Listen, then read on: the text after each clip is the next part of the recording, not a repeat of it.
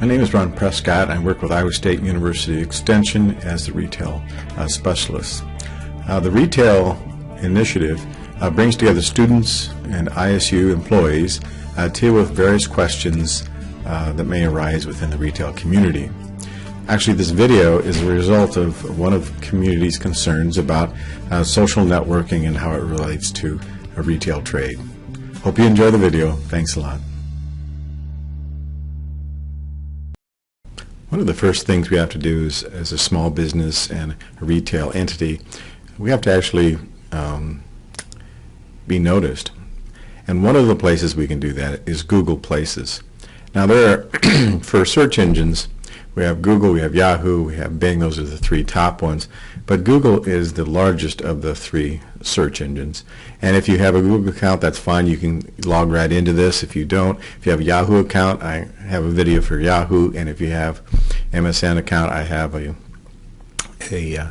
Bing video also. So whichever one of the three, and they all at this point are still free. But this one's on Google Places.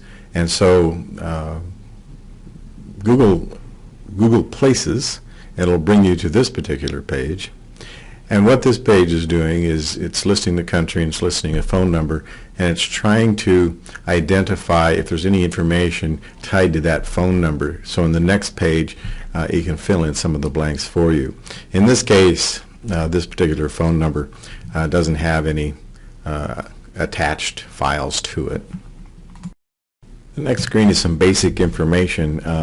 In this example, I'm using the company or organization as Ron's Coffee Shop, and immediately as soon as you start typing that in, you'll see Ron's Coffee Shop in the upper right-hand corner.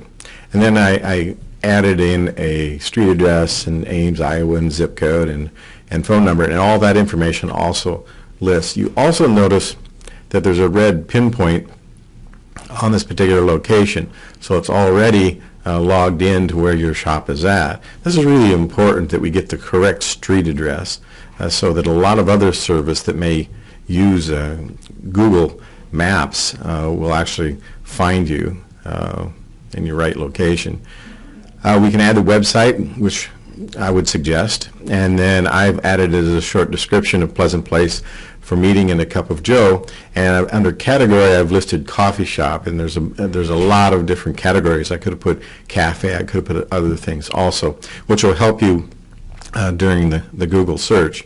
And so all this information, it'll start popping up on your Google directory once you start Googling Ron's Coffee Shop or Coffee Shop in Ames or anything like this.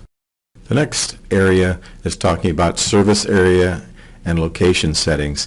And I've listed no, all the customers have to come to this particular location. If I had answered yes, they would ask me for a range around this location. And so I could put miles or something around it. And then in this map, it would actually show that ring of locations or operations to serve your customer. It's kind of a neat add-in here. Hours of operation, I can either show my hours operation or not.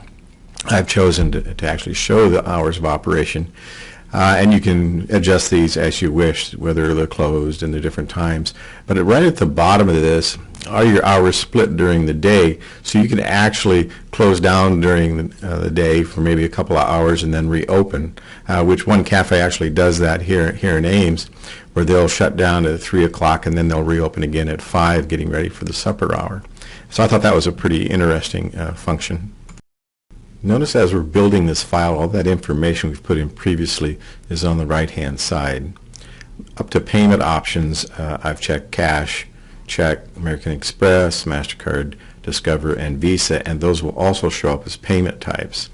In the next area, you can actually add some photos, and you can add up to 10 photos. So it allows you to browse your own files, and I would really recommend that you take some time to take some pictures of the outside of the building, the inside of the building, because sometimes we drive up to a building and say, gosh, is that it or not? And depending on your signage, it may be kind of difficult to locate the building. So definitely put some inside and outside images. Additional details, if you have parking is available, or do you have handicap parking is also available. Brands that are carried, I'm not sure where the Sony, Panasonic, and Toshiba came from, but you can list your brands and you can add brands to that. that pretty much finishes the information portion of Google Places. What will happen next, if I were to hit that submit button, is actually you will receive a mailing from Google to verify that this is actually a location.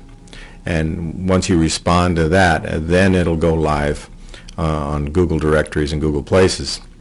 I wanted to kind of show you, this is one of the many great coffee shops that we have here in Ames. It's called Stomping Grounds. And if I were to list Stomping Grounds in Ames, this is what comes up. And this is what will come up if you would do the Google Map Places.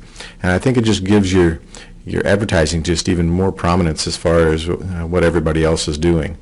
And so I would really suggest that you do this, at least in one of the three, either in the Google or Yahoo or Bing, wherever you have your account located, or do all three. As far as I can tell, all three of them are free at this point.